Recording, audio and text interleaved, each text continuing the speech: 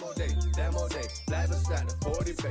En ik steef een BDV, maar daar doe ik niks meer mee. Demo day, blijven stijlen voor die pay. En ik steef een BDV, maar daar doe ik niks meer mee. Hi, and welcome to How to Demo the podcast. I'm Laura Peters, and I'm currently doing my final master project at the Faculty of Industrial Design at the Eindhoven University of Technology. With this podcast, I'm gathering and sharing insights on the why, how, and what of the demo day together with staff, students, and alumni of industrial design. If you've got no clue what I'm talking about, I invite you to go check out the very first episode of this podcast series, as it explains everything about my graduation project and gives you a good insight into why the rest of the content of this podcast is the way it is. In today's episode, I'm talking to Ad van Berlo. Of course, we all know him as the founder of Van Berlo, but he's also a professor for design leadership and entrepreneurship in the systemic change group at our faculty. And he has been doing research on creative equity, which he will explain very well himself. Super interesting stuff. In the rest of our conversation, we talk a lot about innovation and how the Netherlands has basically the perfect climate for innovating, which is really to our advantages as designers. And besides that, he shares numerous interesting and very clear, well thought through visions on the demo day, what it is, what it could be, but also the value of our students to the industry. After listening back to this episode, I noticed how much he has actually inspired me for the way that I've been approaching my project and how I've been approaching our students and the way that our faculty is profiling itself. So I hope that he can inspire you a bit as well. Get ready for the whirlwind of information that is Ad van Berlo. Enjoy! Hi and welcome to another episode of How to Demo. Today I'm joined by someone who has been requested to appear on the podcast by a lot of our graduates. He is both really an insider in the academic world and in the industry, and it is Ad van Berlo. Welcome to the podcast, Ad. Thank you for joining us. Thank you very much for the invitation. Could you maybe introduce yourself to our audience? I'm Ad van Berlo. I'm part-time professor on the Faculty Industrial Design. I'm also the founder of Van Berlo. It's a design-driven innovation office in Eindhoven in The Hague. We have around 100 people and working for international companies, but also startups and scale-ups. So the whole circle, you can say. I think 60-70% of our turnover in Holland is from abroad. So we are really well connected with international companies. But on the university, I'm responsible for entrepreneurship and leadership in the group of systemic change. So that's my position at the moment. Mm-hmm. Okay. And can you maybe explain a bit of how you got into the faculty, or what you how you first got here and how you... Now, let's say first they invited me to be a professor over here. Mm-hmm. And of course, I needed some recommendations, but I think we have a very big track record because we are well connected to this area. Mm-hmm. I'm in the board of Brainport Industries. I was at that moment. Now I'm connected to the board of Brainport Development and several other boards. So I'm well connected to the area with all the companies like Philips, ASML, FAI. All these companies around, we know them, they are our clients. Mm-hmm. So that's why I think they asked me to be on the faculty. Yeah. And I think I'm more a practical professor, so for me it's more that I want to show the side of what's happening in the industry. Mm-hmm. And when you can compare it, you can say on the faculty, we always do some research and we try to find all kinds of findings. Mm-hmm. About a certain subject, about certain technologies, of how to use the technologies to the consumer or the user or the professional. But in the industry, we always start with a problem. We have a problem that we want to solve. And that's a little bit different than on the faculty. Mm-hmm. And that's okay, but it's interesting to combine these two. Yeah. Why is that interesting? Yeah, I think when you have a theoretical mindset and you think about all kinds of problems you can solve, you can learn quite a lot of it because a lot of articles, a lot of things are written about it. And I think you see some patterns in it and you can use it for the next development. The problem in the industry is a little bit that they have difficulty to learn from practice. So they do a lot of practical things. Very successful, I think, very often also. But very often I also make the same faults over and over again. So I think when we could really combine the practical issues with the theoretical issues and can bring them together, now there's a little bit a gap between, but when we can bring them together, it's good for university and it's good for the industry. Okay. Yeah. Well, that's a good quick introduction. Yeah. So how long have you been with our faculty for? I think now 6 years, but I'm not sure. And you already came in as a professor, or? No. I just how do you know that? I was as a professor when I started here, so that was the position I took. Okay. So I was not a professor before, and I'm not connected to other universities or things like that. So did you also do research then, or how? We didn't do that much research. I want to keep it a little bit practical, but the last 4 years I worked on creative equity, because I was also in the board of ClickNL for a while and responsible for design. And ClickNL is one of the boards.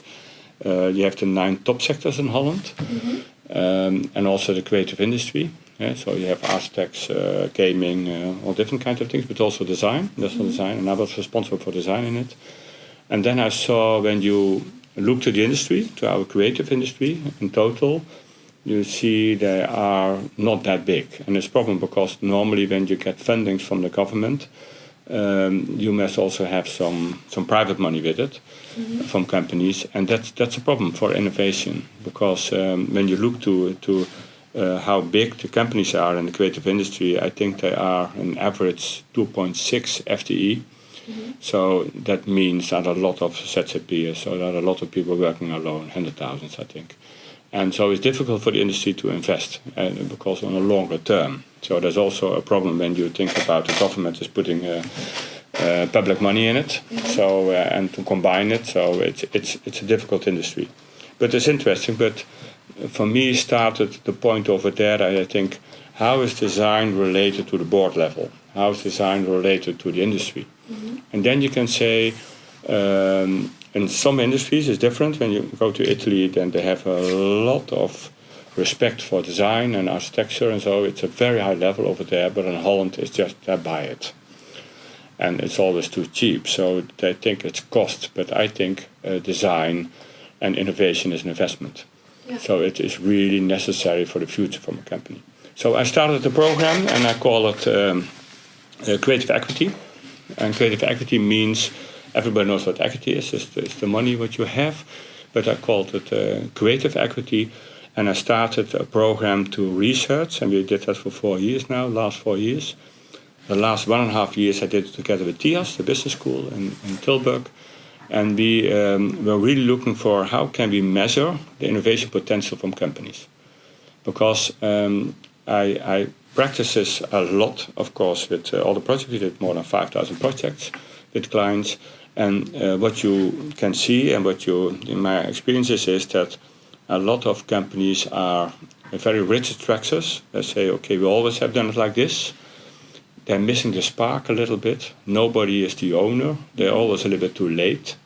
But also top-down versus bottom-up is not really there. So, and that's what you need with innovation. But innovation is not coming from the board level. They must give the room, the space, and they must also have some resources. So they must help you that you have people and money to innovate.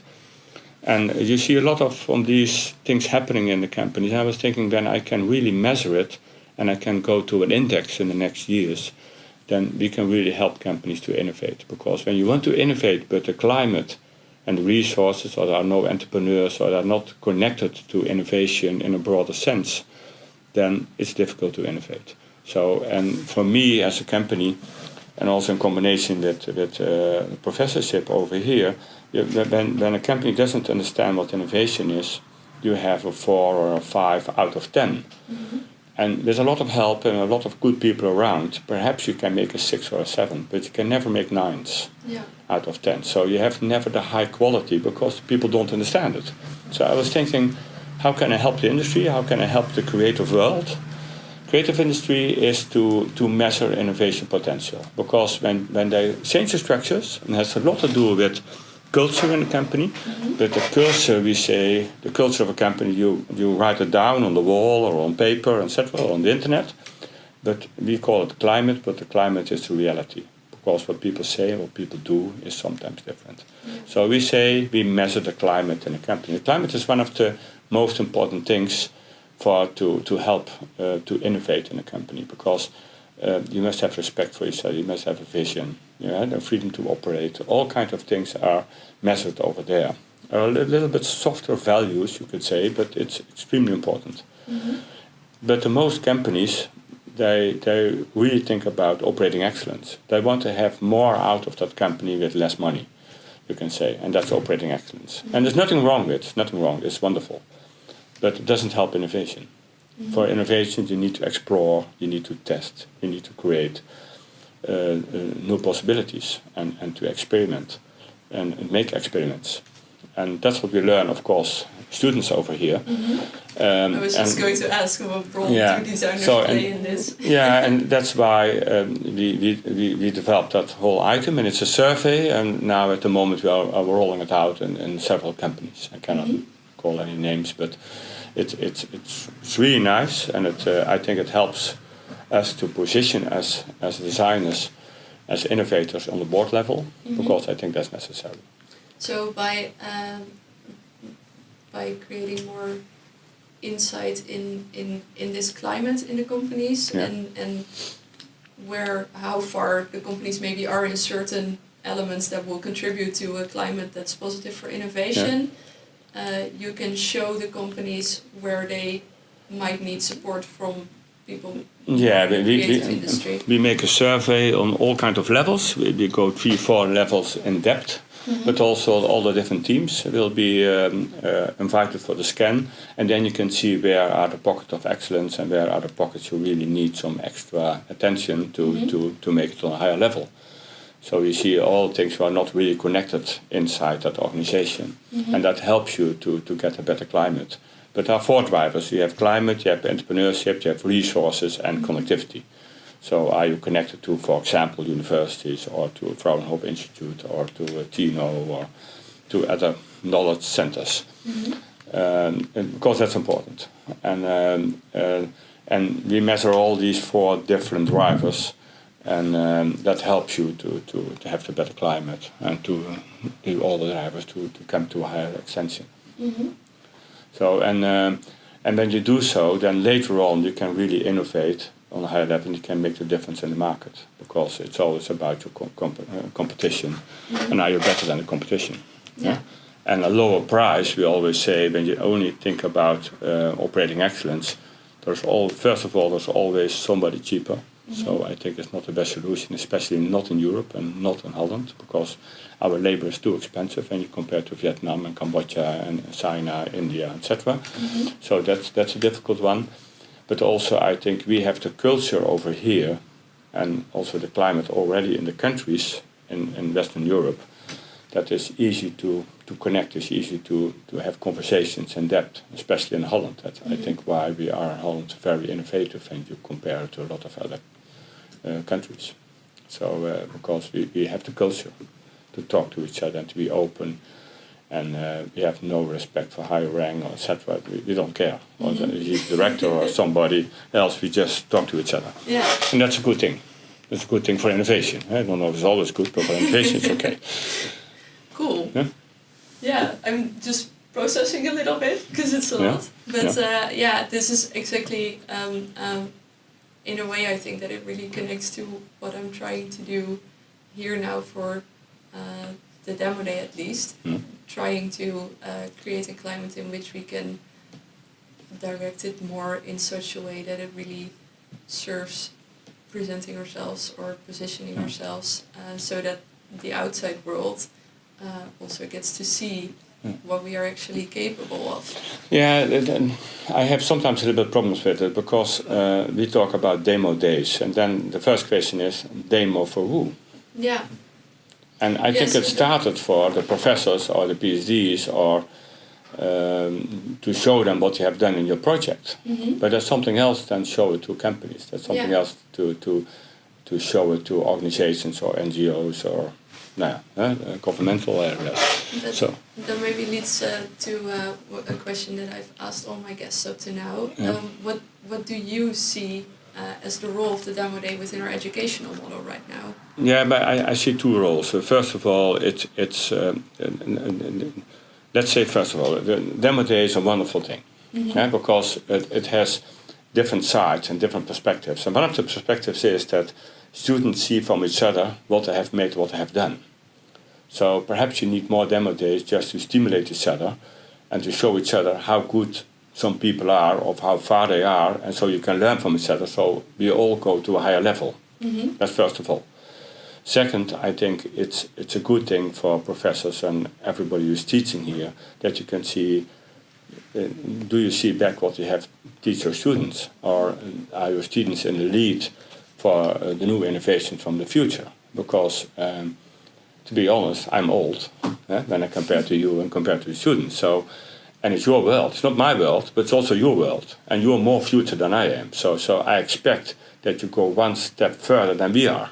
And we go. And sometimes I see that, and that's wonderful to see. That's wonderful that you are the innovators of the world. You are the innovators from the future. So I want to see future memories. I want to see how the future will be. And that's also what you see a little bit with the Dutch Design Week, what we just have behind us. That we try to show all kind of new experiments. We want to see all kind of new propositions, and that's wonderful. So that's a very good thing. But is it completely free? Is it just an experiment? Or also want to have a connection to the companies and to organizations? And then I say, okay, I don't know what the percentage must be, but it should be nice that, for example, 30% is really connected to companies. Project. From the project. Yeah. Or 20%, I don't know. I don't care. But just a certain amount of projects should be connected, because you can learn from it. You can learn that the practice is much more difficult very often than just make a theoretical mindset and how the propositions are. The reality is always a little bit difficult. Yeah. It's always more complex than that we think. Than we think in the beginning. And you can learn that after the study. That's not the issue, but it's good to have some project in. And which percentage, I don't know. I don't care. But just it's a certain amount of project it's good to show. But when you want to show to the companies, then it's important that the companies are there. The context is there, that you know why the project is what it is. And then we can learn from each other. So I see the Demo Days first of all as a learning instrument. To each other, to students, to the staff, but also to the companies who are working there together. And then the next step you can say, okay, but also is the good step for the next career? What you have. Do I get a job later on? Because that's important. So I think then we need to do more. And I don't know if then Demo Days is the right word for it. Like what you see is, for example, when you look to the Dutch Design Week and you look, for example, to the Campina factory, what we have seen last year, very nice. And you saw that the graduation show, then you see it's also a little bit a show. Yeah, it was really a show, like the whole setup with the lighting, it was really dramatic. And then I see here some tables with carbon on it, and then I see some prints. I think, what the heck, what's going on here? Is this a presentation? Is this for your family, or is it for friends, or are you really presenting yourself? And then I take you as a person very seriously. And make good presentation. Presentation is a half of the work. It's half of how you can convince people. And you need a little bit theater. So let's learn from it. So when we have the Demo Days, it's a theater. You invite people and you show them how good you are. You show them what your balance is, what you have done in your work, or what your perspectives are in the future. So it's a little bit a show off. Yeah. And I don't see that very much, and that's a little bit a pity. So when we really want to go to the next level, to the next step, then we need to do something in it. Because I think as a designer, you always make things, you make propositions who are new, you must convincing people. So it's very important to learn to make very good presentations. Verbal, visual, doesn't matter. You can make a movie, a film, everything is okay. But learn to present your work, learn to present to convince people. Of course, it's always about quality. It's always about that the research is well done, that the facts what you have are really well done. When you have not good stuff and you don't have a good research project, if you don't have the right things designed, then you can make a presentation when you want, but it never will gonna fly. Huh? Let's be honest. So it starts with the quality of the work. But I think we have sometimes extremely good quality, but the presentations are very often a very low level. Mm-hmm. So I see it now a little bit as an internal demo day. Mm-hmm. But when we really want to go outside and we want to get companies in, I want to have contact with the companies, that I know who the students are, who are graduates, so that I can offer them a job or something else, then we need a lot to do. Yeah. And much more than we do at the moment. I think it's really interesting how you really view it as an internal event. I agree. It's very internal. But I think that a lot of our graduates, at least, they are really interested in connecting with the externals, and they also really want to focus on that. So my suggestions could be in this whole area is that we say, okay, if we have a demo day, but we also have a presenting day to the companies. That's another day, I think. So we make 1 day extra. And when we do 1 day extra, we have different teams that you have a little conversations about of key talks, or you it's not only the products, but you show them a little bit more about what's happening in that world. Because I think when you look to the PhDs and the professors and all the research we do here, in my opinion, it's very interesting to the company. So when you make a setup with some lectures for companies, just to inspire them what's happening and what we are researching in the next year, and then we show some projects with the students, then you have a surrounding and a combination about information, about the context, about philosophy, or why we do the things we do and what we have learned from it, and then we show some projects. Yeah. And that's what we show on the companies. And then perhaps you have 6 or 5 or 8 different stories with students connected to it. And then I think you can really nail them. You can really get them in. And first of all, it's good for university, because then the university will be connected to several companies. The companies bring information what their problems are. Perhaps you can help them, perhaps not, but then you know that what kind of problems they struggle with. Yeah. And that's important to know, because it's easy to connect also for students later on. I don't know if you must solve the problems, that's something else, but when you know the problems, you can react on it. Yeah. So that's good. But also with students it's good to know what kind of problems are happening over there, what kind of theoretical models are you can connect with that, so that you can do some research. But also when you have some propositions later on, a few of these propositions could happen that you really go fly in the industry. That can be a start of a nice project in the future. And that's also good for the university, but also for students. So let's try to put that whole on a new level.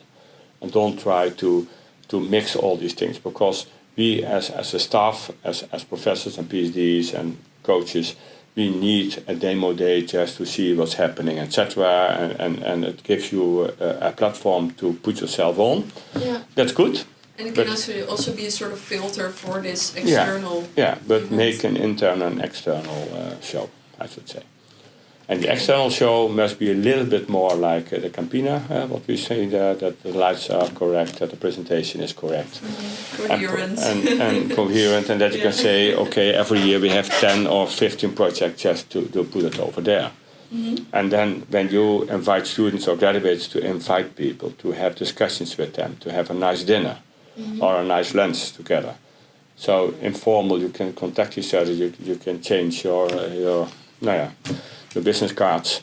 So you have contact, and they can look to you and they know who you are and how you act, etc. And I think that can be very successful. Yeah. Very successful. It sounds like a really But it starts that you know what kind of problems are happening in the industry, what kind of problems are happening with this kind of clients. Because otherwise you talk on two different worlds and then you have no connection.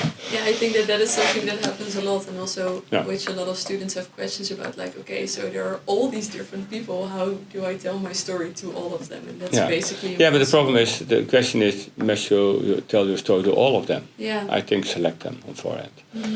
And because not everybody is interested in everything. So it's much easier to say, I have IoT-related project, I have more NGO-related project, I have more multi-stakeholder or customer experience project. So I have different fields that I can work to, and then the clients can choose, okay, this is one of the things we are. For example, when we think about the whole, everybody's talking about artificial intelligence. It's a big team. We talk more and more about the transformation, digital transformation. What does it mean for my company? What does it mean for the apps? What does it mean for the relationship with our clients? And that can be customers or patients or professionals. So we must make connections with this kind of questions they have.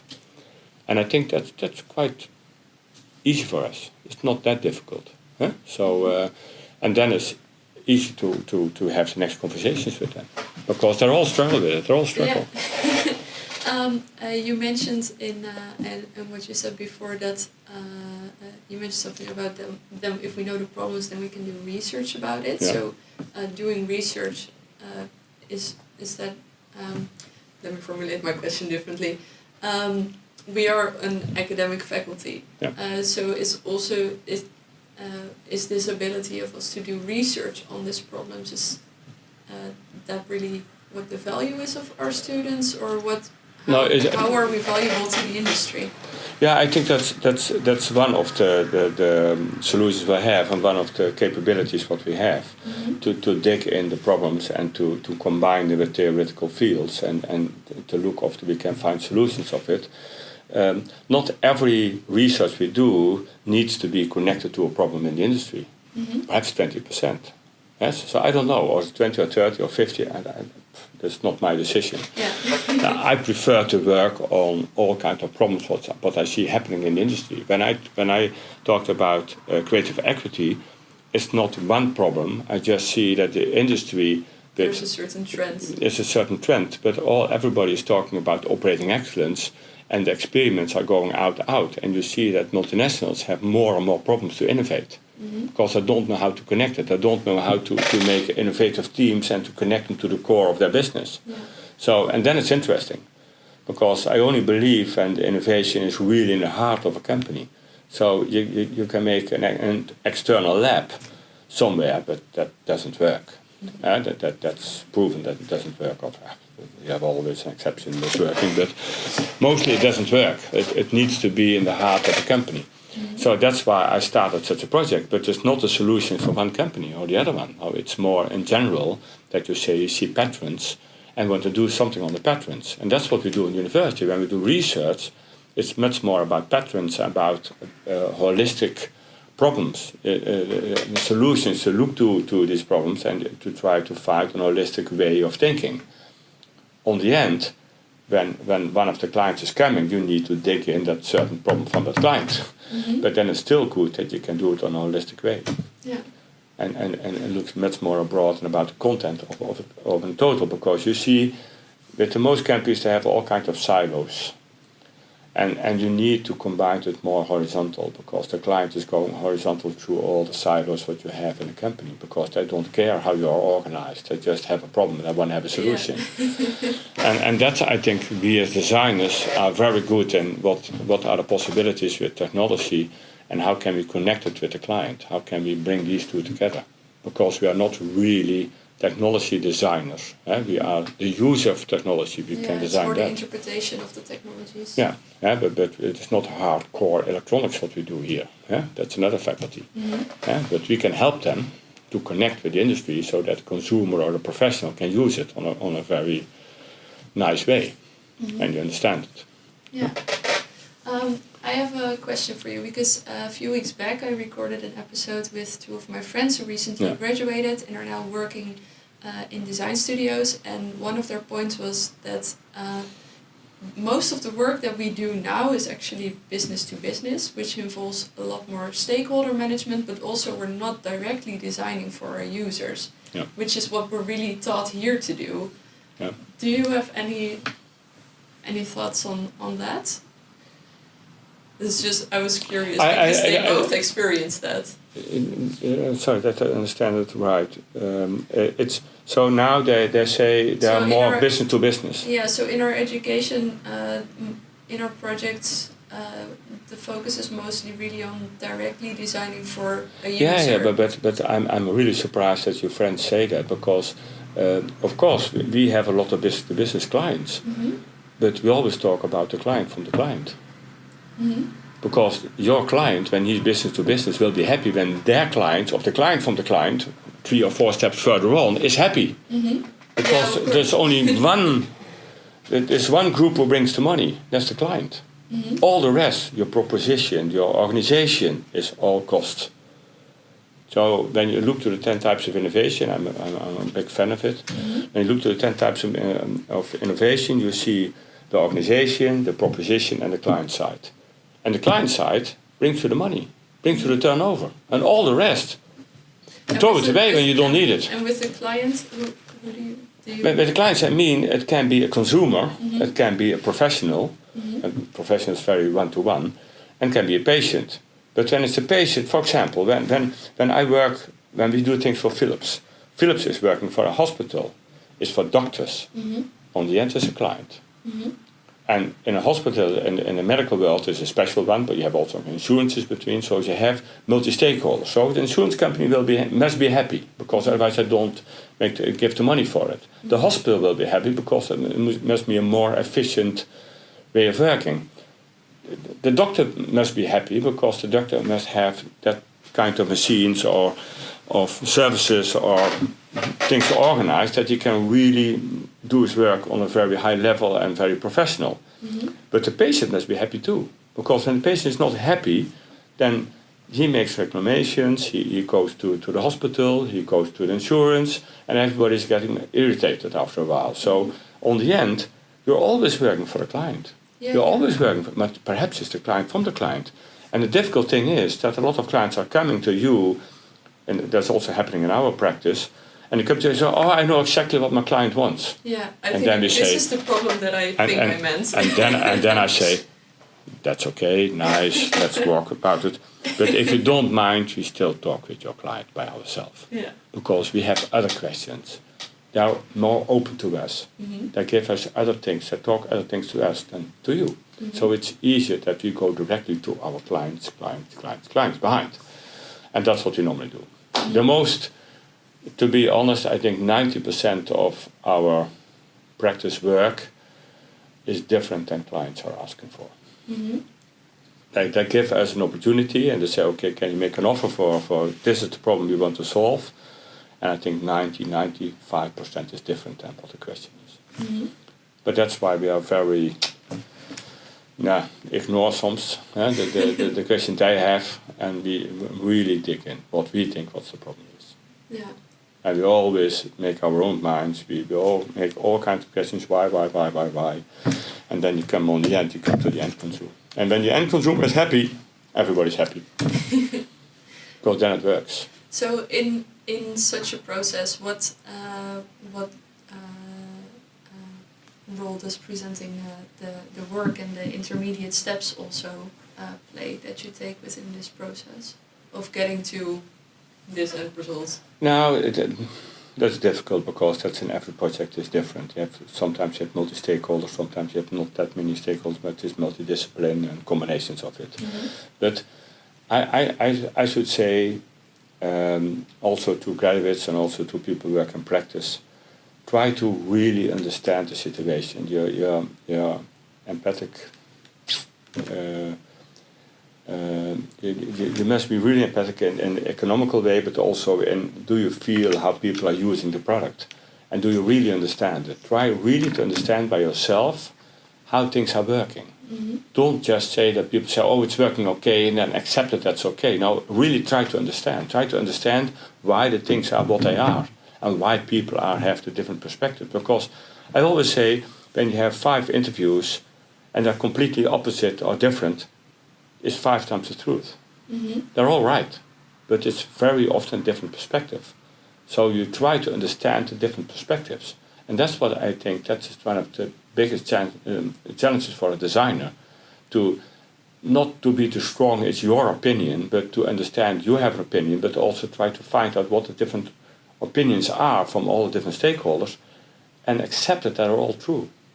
And then try to find new combinations, try to find new solutions who can really have benefit for everybody. But you must understand that you cannot work for a market or for a group of people or for just a single-use product when you don't understand the market, when you don't understand the stakeholders, when you don't understand the product or service. You can't work for it, in my opinion. Yeah. You must always have your own reflection on it. But be open. It's not about true, or it's about this is only one solution. There are so many different solutions. Yeah. And every new solution has also its new problems. So it's a difficult job what we have. Very difficult. I know. Yeah. But interesting. Yeah. Maybe to relate back a bit more to the demo day. You really talked about, I may be rephrasing it wrong, but more of creating this experience for people to really get them into, your story, or I don't know, you really said it in a good way, but that not a lot of people are presenting their work in a way that's really engaging for what they're doing. Do you maybe have some examples of projects that you've seen at the demo day that let's say this, I don't want to say names because I think that's not nice, but I've seen a lot of work. I think, my goodness, how can you present this? You must realize one thing. You are designers. That's nice, eh? You talk to other designers. Oh, that's also nice. That's easy. We understand each other. We say it's a concept. You know what the concept is. I know what the concept is. But 90% of the world don't know what the concept is. A concept? What's a concept? Yeah, I remember in my first year, my first semester, everyone was talking about iterations, and I was like, "What is this?" Yeah. So we have this is. realized we have our own language, and we find it normal. And when you have a little sketch, we all have a big imagination, and we think, "Oh yeah, that's great." But then somebody else is coming, your client, and very often there are 1 or 2 designers in a big company. You're the only designers, and they're all technical people, finance people, marketing people. They have no clue what you're talking about. They have no imagination. And then you're coming with a sketch who's not that clear. How you want to communicate? How do you want to express yourself? How do you want to convince them to go with you on a road with all kinds of uncertainties? Yeah, we make iterations. And I think, what are you doing? Iterations? Okay, that's more risk or less risk? Because everybody thinks there's a risk, and risk is money, and we throw money away, and time is money. Oh, how long does it take? So we have a language. It's completely the opposite what the most people have. Because they're talking about operating excellence. They're talking about how can we get more out with less money. And then you think, yeah, we must do an experiment. Experiment is risk. No. Do we have another word for it? So realize that these people are coming from another perspective. And that's not wrong, but it's just different. So we need to learn them, how the language is from these people, how financial people talk, how the C-level is talking, how the marketing people are talking. Because when you don't speak that language, how can you communicate? It doesn't work. When you go to a composer and he's making new music for you, but you cannot read any notes, it's difficult, eh? Communicate about that. You can listen, but that's it. Yeah. So we must really learn that they have different languages, and we must learn how strong our own language is, but also when it doesn't communicate. And that's what I meant a little bit when I see that show. Everything is so internal, is for our staff, our coaches, our professors, for the PhDs.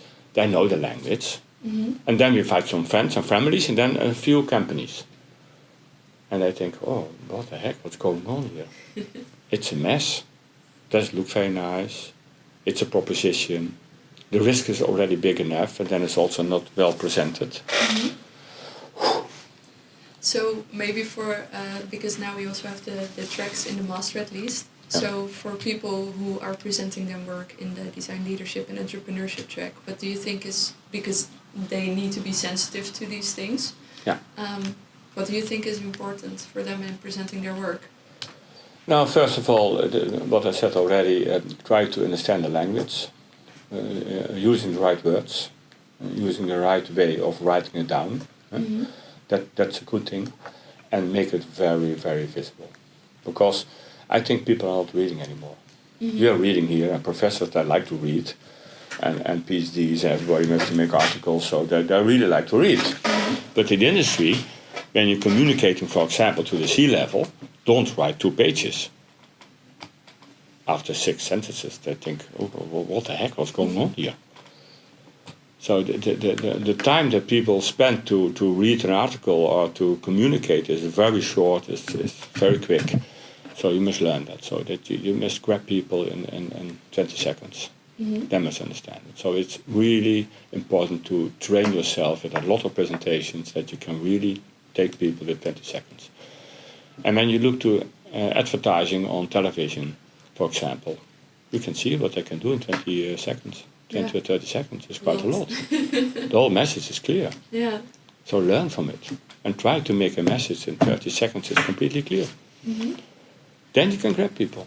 Then you can convince people. They can go with you, and then they can go in depth. And then you must know what you're talking about. I have nothing against depth. I have nothing against that you write a lot. I have nothing against all kinds of schemes. It's wonderful, but try that in presentation is something different. It's about acting. It's about presenting yourself. It's about presenting the project. I'm really interested because for the creative equity research that you've described, you're really looking at the company side of what can they do to stimulate this more innovative environment. Yeah. But we are actually educated to be innovative, and We are innovative. For example, all the startups are also innovative. but there is still a disconnect. So maybe we are also not doing something right in a way to connect with. No, I think there are some industry. disconnections, that's true, but you must think about when the biggest part of the industry is working on operating excellence, and we are innovators. They're 2 different people, they're 2 different worlds. Because we say we have rafters and rowers. We say the rowers are making all the distance. They row and they row, and they make the turnover. Year after year after year, month after month, or week after week, day after day. Wonderful. But we are rafters as innovators. We're looking around. That's wonderful. And you see all kinds of things around because you're always experimenting and do things, but you don't make the turnover because you don't make the speed. That's something different. You are rafting. You're looking around. What kind of possibility do you have? So you have also the disadvantage that you have 2 different languages, you have 2 different ways of looking at it. And now the industry realize more and more to have a competitive advantage. It's not that easy anymore. It's not so easy to just make a proposition and we have an advantage for the next 5 years. More and more research is done, and you can talk about, we talk about more and more in the industry about continuous innovation. Because the differences are getting smaller and smaller.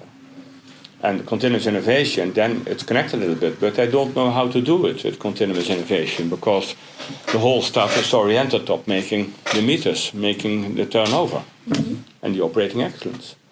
That's what you're fighting for. So I think we are very innovative over here, but we must only look about, okay, what's the problem in the industry and can we connect them somewhere?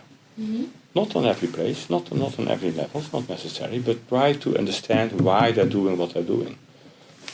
And that's what you do when you make multi-stakeholders analysis. Then you can see what are the drivers behind that company, why are they doing that like this? And then you can say, okay, but for example, I really strongly believe in scenarios, in future scenarios. I'm working on it now, that's a new research I started with. So. Because when you think about future scenarios, then companies think about, oh, okay, but how can I be relevant? How can I be relevant in 5 years? am I still relevant? Because when people invest in companies, and shareholders do, then you can say, why should you invest in that company? That's why I measure the innovation potential, because when that company is agile, flexible, adaptable, then they will move around always what the client needs. So they will be relevant. Also in 5 years, I don't know, I don't have a glass ball to look in, but you know when they're agile, flexible, adaptable, that they will change. Yeah. And then you must understand, okay, how can I follow that? How is this change happening? And when you connect that, you have a future. And what is changing? What is changing is that the client, the end consumer, professional, patient, consumer, professional, they are paying. So you must follow them. You must lead them. And you can follow them, you can lead them. But be aware of that. Mm-hmm. Because then you have turnover. Then you are relevant. Yeah. Not the technology is not say nothing about you are relevant or not, because when you think about artificial intelligence, it doesn't say anything. When you have a good proposition with artificial intelligence, what really made some unmet need, then you are relevant. Mm-hmm. But then still you must dig in what's happening, what's the driver behind that consumer. And that's what we learn over here. That's what we try to learn, the students, that's what we try to learn on different fields, on electronics, on user, on customer experiences, all these things we need to learn to know, okay, but how, so we can create value. How can we create value? To bring something to people. And they really get the motivation to buy it or to work with it. Or. Do you think that our students are aware enough of this role that they could possibly play? Some, not all. But I think more and more. When they are sitting on this table, I think after a while they know. and I think they're also, it's also about different roles in the industry. Mm-hmm. Not everybody is connecting to the end consumer or the end user. Some people are just making new propositions, making new tests that can work on a laboratory and make all kinds of experiments. Nothing wrong with it. We need these people too. It can be a technical designer. Mm-hmm. It can be an experienced designer. It can be UI UX designer. But you have all different kinds of propositions what you have. So sometimes you need a lot of experiments and just to make probes and throw them in the market and look how people are reacting. Mm-hmm. And perhaps other people can look to the reactions and make a proposition that really fits to the consumer. It's not necessary to be the same people. They must work together. Huh? Yeah. So we also need people who just make crazy things and make wonderful probes. So you think, oh my goodness. And then suddenly you know, hey, wow, people are working with it. Oh, that's interesting. Now we can do this with it, maybe. Yeah. And then somebody else can take the project and go make the next step. Mm-hmm. Not necessary that you go from E to Z. Huh? Oh, you need them all. That's also, you need a lot of experiments in university who are perhaps not connected to industry. It's wonderful. Nothing wrong with it. Nothing wrong with it. Can I maybe ask you a question that I'm personally very interested in? For my process right now, I'm really I'm the designer in the process, yeah. But I also have more of an executing role in designing the demo day right now. Yeah, but you are the designer. Huh? What do you mean with a designer? Huh? Yeah, a design researcher. Okay, that's something else. Yeah, okay, but what I'm really interested in is, okay, so I'm basically fulfilling sort of two roles, but being a designer is sort of an integral part of that. When you talk about sort of also this climate change in companies and industries and stimulating innovation, do you think that it's important that more people, besides like maybe their regular tasks, are also a designer, or is it really a separate role? No. When you talk about what I do with creative equity and what I do with to stimulate innovation, designers are good in innovation, and designers are good to make the connection between the industry and all kinds of propositions, or to make the technology and the consumer or the user. But to innovate in a company, you need much more than designers. Mm-hmm. You need creativity. You need that people are kind of freedom to operate, of psychological safety, or to have respect for each other and to know what is the long-term goal, to have a vision and a strategy to come from A to B or to C. That's all what you need. So you need creativity in the whole company. You need it also with financial people, with marketing people, technical people, not only designers. Yeah, I think that's what So you need a whole group of that the whole company is moving around, and that has to do with a kind of mentality. Has to do with that climate that we're talking about.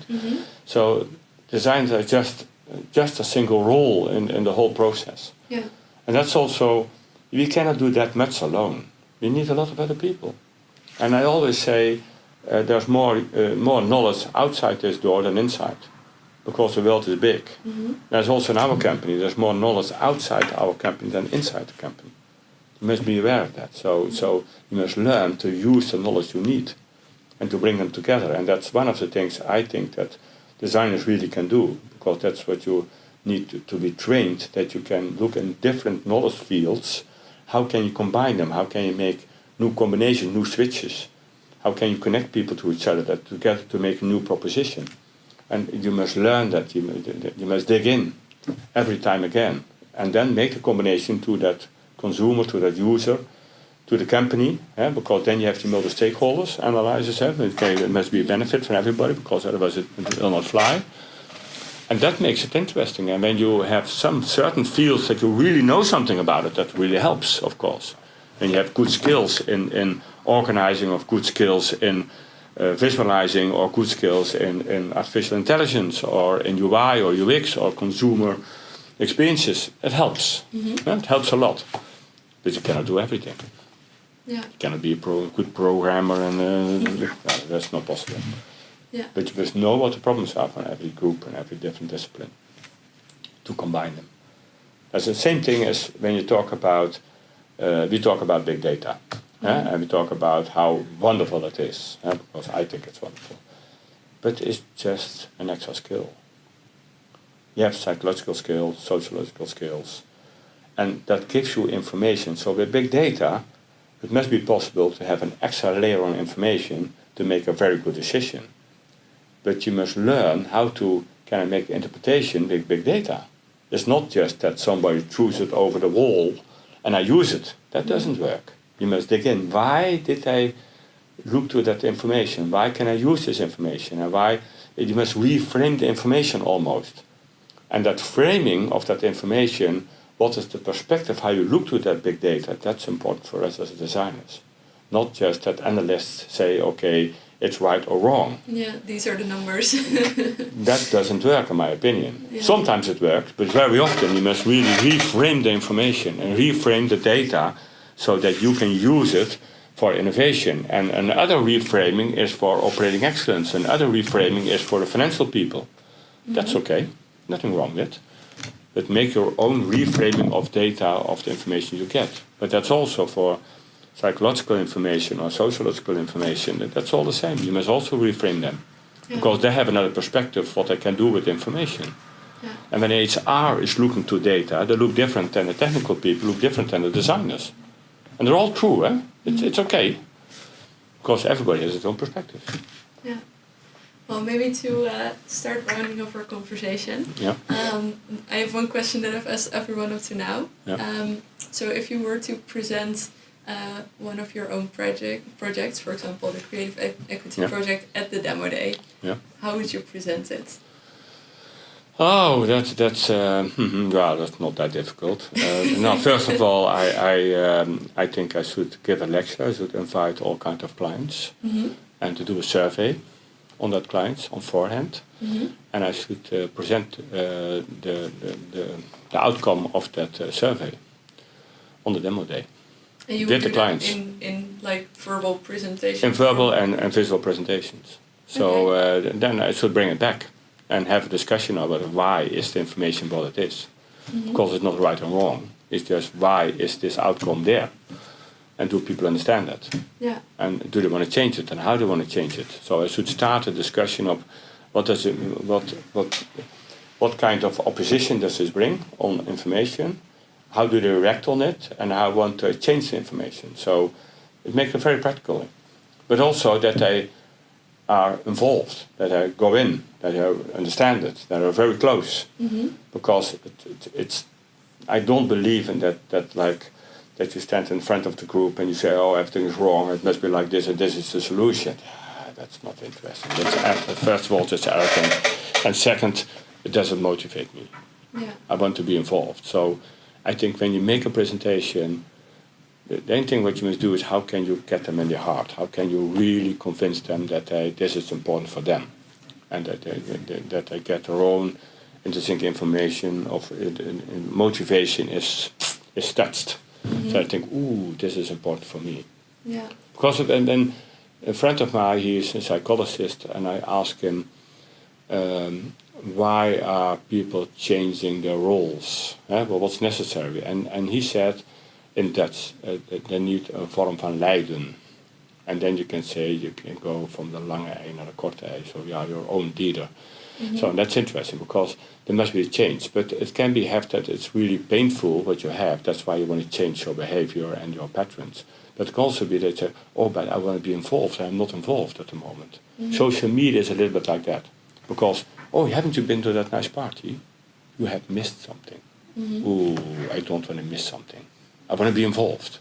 So that's also a kind of pain. So when you have a presentation, people they must really think, ooh, I'm happy I'm here. Otherwise I have missed something. But then you must know what is their interesting or actually motivation to be there. Because when you don't understand your audience, it's very difficult to give a presentation to an audience you don't know. Because why should they be interested in? Because they came there because they like horses and you're talking about dogs. Or about football. Yeah. So I think, oh, I thought it was about football. Okay, it's about horses. Huh? So that's important. Yeah. Well, thank you very much for all of your insights. It's been sort of a whirlwind of information. Yeah. But really, really nice. And it's also a very different perspective from what we've heard before. Yeah. So I hope you can do something with it, but I hope that the demo days can be much bigger and stronger and really be a presentation. But also, what there's a big chance for you, because when you, first of all, we can make the presentation internally, and that's okay. But also when you make an external version of it, you make people more proud. But also, when we make good presentations, really nice presentations, we can put them on the website. People can use them on the social media for themselves. We can spread the news because it's wonderful to promote. And now I see a lot of projects, I don't want to make a picture of it because it's rubbish or it's not well presented. Perhaps the project is okay, but it's not well presented, so how can I promote it? yeah. And I think when we are all proud on this faculty and we make beautiful presentations, that's what you see with the Dutch Design Awards and what you see with the Dutch Design Week and what you see on the graduation shows. They put a lot of effort in it. But that's why 50,000 people are coming to that graduation show. The half has to do with the presentation. So when we learn that we make an external show and we make a high standard of presentation, we can build on it. And then the new day, not the demo day, but the graduation day, what we have here on the faculty, I think 10,000, 100,000 people are coming. And we do it the right way. Yeah. But let's start with the presentation. I think Mind to Step is a very good one already. So why don't we have the level over here like Mind to Step? Huh? Yeah, I think that... Could be, yeah? Could be. Yeah. Or Mind to Step is the graduation show internally here. Oh, okay. Could be.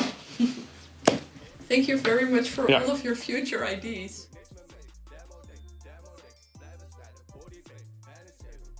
Thanks again so much to Ad for joining me for this episode of How to Demo. So did our conversation get you thinking, excited? Maybe you have some questions or you have some epic ideas for improving the demo day? I would love to hear from you in all cases. You can contact me via Facebook or Instagram at Laura Peters, send an email to info@lauropeters.com or just come say hi in the graduate space.